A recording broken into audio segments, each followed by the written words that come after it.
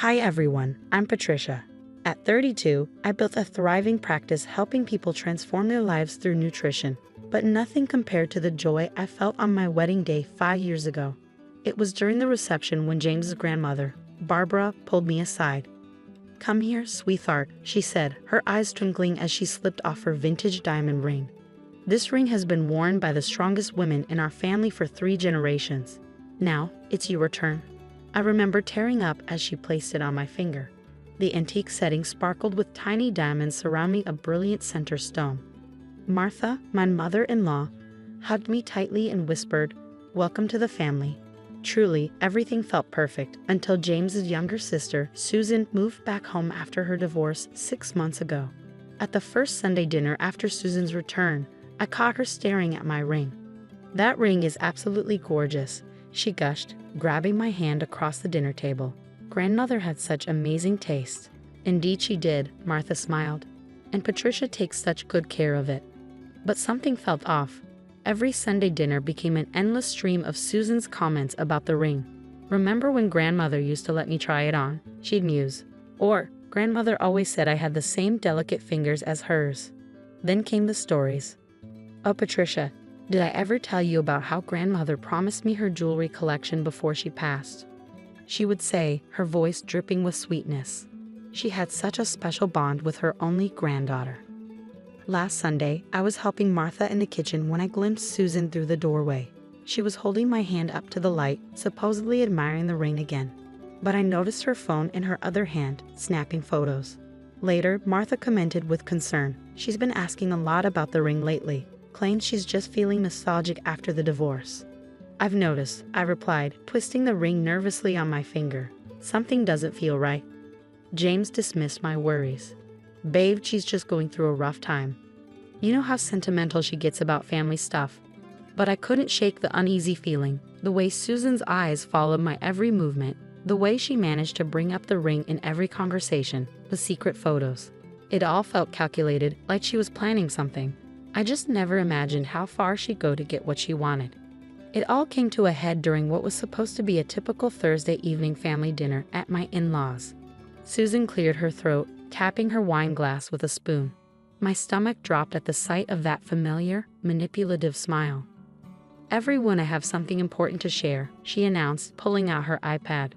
"I found this video while going through old memories." The grainy footage showed grandmother Barbara in her hospital bed. My heart raced as I recognized her final days. The video had clearly been edited. The jump cuts were obvious, but Susan's masterful manipulation had everyone entranced. "My dearest Susan," Barbara's weak voice crackled through the speakers, "I want you to have." Jump cut, "My ring." Jump cut, "It belongs to you." Martha gasped, her fork clattering against her plate. "Oh my, I had no idea Mother made such a promise." "That video is edited," I protested, my hands shaking. "This isn't what happened." "Are you calling my sister a liar?" James snapped, making me flinch. I had never heard that tone from him before. "James, honey, please," Susan dabbed at her eyes with a napkin. "I didn't want to do this publicly, but I've been having such a hard time since my divorce. Seeing that ring on someone else's hand when grandmother explicitly wanted me to have it. It's just too painful." Martha reached across the table, patting Susan's hand. "Patricia, dear, perhaps you should do the right thing. Family harmony is so important." "It's just temporary," James added softly, not meeting my eyes. "Until we figure this out." Before I could respond, the doorbell rang, making everyone jump. Martha's friend Rebecca had arrived early for their book club meeting. She stood frozen in the doorway, sensing the tension. Susan's voice turned sharp. "Give me the ring," she demanded, her mask slipping. "I'm the real granddaughter here. You're just some outsider who married in." My fingers went numb as 6 pairs of eyes bored into me. Even James, my supposed partner, sat silent as his sister attacked me. With trembling hands, I tried to remove the ring, but it stuck, almost like a final protest. "Here, let me help." Susan grabbed my hand roughly, yanking the ring free. I watched in horror as she immediately slipped it onto her own finger, admiring how it caught the light. "Perfect fit," she smirked. "Just like grandmother always said." Rebecca cleared her throat from the doorway. "Susan, isn't that the same trick you pulled with Caroline's earrings in college?" Susan's head snapped up, her eyes flashing with warning. I don't know what you're talking about, Rebecca. This is a family matter. But the damage was done. I stood up, my chair scraping loudly against the floor. Without a word, I grabbed my purse and walked out, ignoring James calling after me. As I reached my car, Rebecca hurried after me. Wait, she called. There's something you need to know about Susan, something that happened years ago. The next morning, Rebecca and I met at a quiet coffee shop downtown. She wrapped her hands tightly around her coffee mug, leaning forward. Susan's been doing this for years. In college, she stole her friend Caroline's family heirloom earrings, claiming her grandmother had promised them to her. She sold them to cover gambling debts. My mind raced. Could Susan have done the same with my ring? I needed proof. Later that day, I visited Mercy Hospital, where grandmother Barbara had spent her final days. Nurse Janet, who had cared for her, was still there. Susan? No, she never visited, Janet said, shaking her head as she checked the visitor logs. The only visitors were Martha, James, and you. You came every day after your nutrition clinic closed. Janet paused, then pulled out her phone. Actually, Mrs. Barbara asked me to record something for her. I still have it, but with everything that happened, I forgot to share it. The video showed grandmother, weak but clear-minded, speaking directly to the camera. Martha, make sure Patricia keeps the ring. Susan's been calling, demanding all my jewelry. But that ring belongs to Patricia. She has the pure heart this family needs. My hands trembled as I forwarded the video to Martha.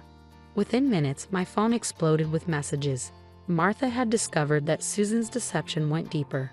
The family security cameras had captured Susan rifling through my purse during Sunday dinners, photographing my credit cards. Meet me at the bank, James texted urgently.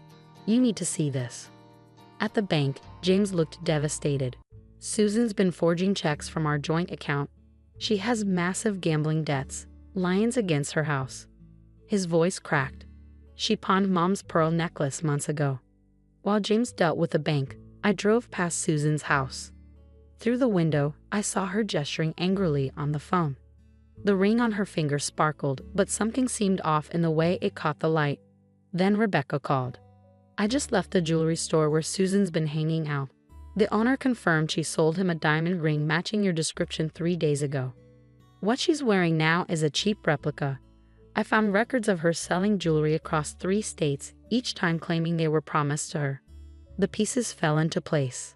The compliments, the photos, the fake video, all part of her calculated plan. But Susan had made one crucial mistake. She kept the fake ring. Martha called, her voice shaking. I've invited everyone for dinner tomorrow night. Susan thinks we're celebrating her getting the ring, but Janet's bringing the real video. The jeweler's coming to examine the fake ring, and Rebecca has gathered statements from Susan's other victims. I touched my bare finger where the ring used to sit. What about James? Will he stand with us? He's already called the police about the forged checks, Martha replied grimly. Susan went too far this time. I never imagined this was my daughter. Tomorrow night, everything changes. Looking at the mountain of evidence, the visitor logs, security footage, bank statements, and victim testimonies, I felt a strange calm. Susan thought she won, but her house of cards was about to collapse spectacularly. The next evening, Susan swept into the dining room in a designer dress, clearly bought with her ill-gotten gains. The fake ring sparkled unnaturally on her finger as she played the gracious hostess. I'm so glad we can all move past this unpleasantness, she said with a triumphant smile, barely disguising her victory dance. Just as we sat down for dinner, Martha's friend David, who, unbeknownst to Susan, was a certified gemologist, arrived. Susan, too busy flaunting her heirloom, barely noticed him. Susan, dear, Martha spoke up during dessert. Would you let David take a closer look at the ring? He's always had such an interest in family heirlooms. Susan's smile faltered just for a second. Oh, I wouldn't want to take it off. It's so special to me. Please, Martha insisted, her voice carrying a steely edge I had never heard before. David examined the ring under his portable loupe, his expression darkening. This is cubic zirconia in a brass setting, worth maybe $50. The color drained from Susan's face. That's impossible, she stammered. Right on cue, Rebecca entered the room, a folder clutched in her hands. Is it? She said, her voice cutting through the silence. Because I have the receipt from Crown Jeweler showing you sold the real ring 3 days before that family dinner. You went through my things." Susan shrieked, backing away from the table. "Like you went through my purse," I countered, my voice steady. "The security cameras caught everything, Susan." James connected his laptop to the TV, playing grandmother Barbara's real video message. The room fell silent as Barbara's weak but unmistakable voice filled the air, explicitly naming me as the rightful owner of the ring. Susan's elaborate house of lies crumbled before our eyes. "It was just a loan," she sobbed, mascara streaming down her cheeks. "I needed to cover some debts. I was going to buy it back." "Like you were going to buy back Mom's pearls?" James's voice cracked. "Or replace Caroline's earrings. We found everything, Susan. Every pawn shop, every victim, every lie." "You don't understand," Susan screamed, her desperation palpable. "I deserve that ring. I'm blood family." "Blood family doesn't steal," Martha said quietly. "Blood family doesn't lie or hurt their own for money." Panicking, Susan lunged for her purse. But David blocked her path. "The police have been notified about the forged checks," he said calmly. "I suggest you stay." I stood up, my heart pounding but my voice clear. "I'm not pressing charges over the ring." The room fell into stunned silence. "Not because you deserve mercy," I continued, meeting Susan's bewildered gaze, "but because I'm choosing to be better than you. The ring's gone, and honestly, I'm glad. It showed me exactly who you are."